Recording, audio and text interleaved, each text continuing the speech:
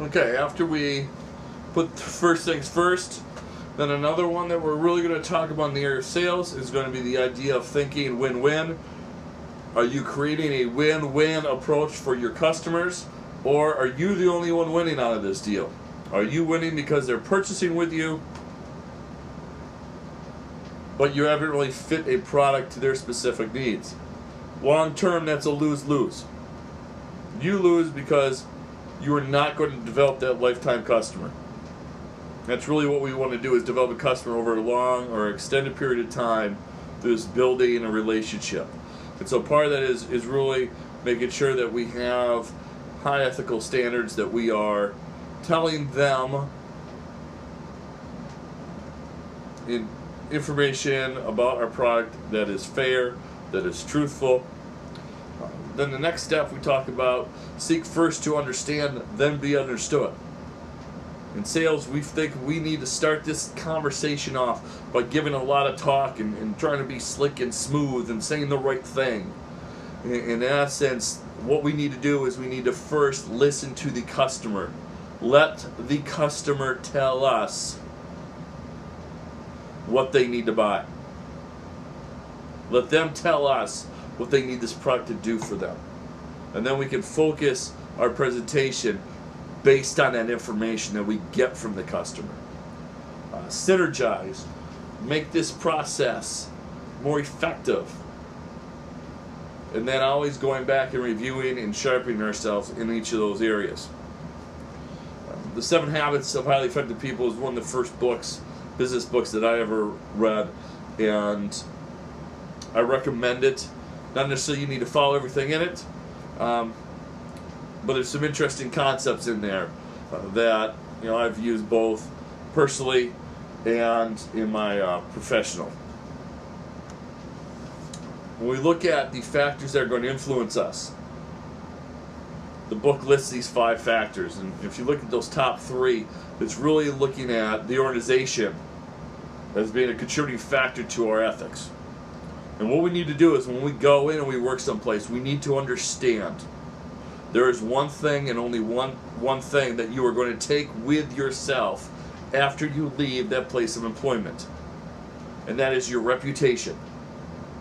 And so you need to understand, where is that ethical line for you? Underneath that, then you finally see salesperson's personal values. That's when they come into line. You need to make sure you have a decision-making process in your head of where your ethical line is. I've worked at a couple places where the ethical line, or what the business and the organizational values and the salesperson's values were, did not match with where my ethics were. And that is a tough decision to make, because we've got to feed our families. We've got to pay our car insurance. We've got to make our payments. We need the job, right? But at some point in time, we need to understand, am I hurting myself long term by being here? Am I creating myself to have questionable ethics because I'm following these rules and processes? I've had to raise my hand during staff meetings and say, is that legal? Can we do that? And so that's when in your head you start thinking, maybe the things they're asking me to do, I shouldn't be willing to do it. Because if you don't have that line drawn in the sand and say, this is the point, I will not cross this specific point of however you get there, that line gets blurred over and over again. Every little decision, every little thing, it gets blurred. And then sooner or later, we're looking at ourselves in the mirror and wondering, how did I get here? And so it's important for you to go in there with that. Because I always thought the only thing I had, especially as a salesperson, the only thing I had was my reputation.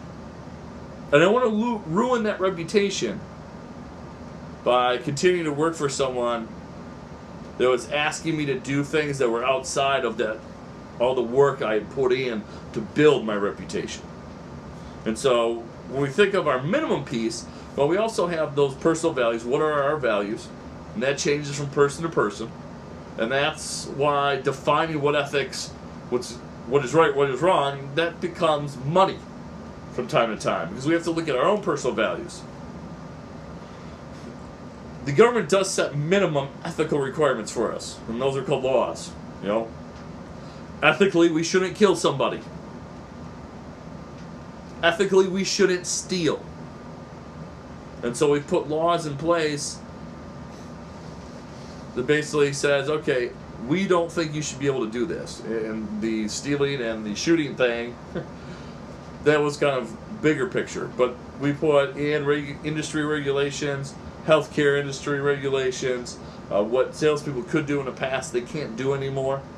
And so they kind of say, all right, let's put this into place. Because we feel we need to do some policing. And so they create some laws that set our minimum standards. And so I really think everyone should adapt their own personal code of ethics. What is it that they feel they are going to set that ethical value at? You know, and one of the reasons why we do this is, as a salesperson, I am there to create value with the customer. And if I am lying to the customer, I'm not being trustworthy, I'm not trying to create a win-win scenario for them, I'm not creating value to the customer. I'm creating value on my commission check, but I'm not creating value to the customer. Again, this idea of developing a relationship. The people that we have developed longer term relationships for are going to spend more money with us over an extended period of time.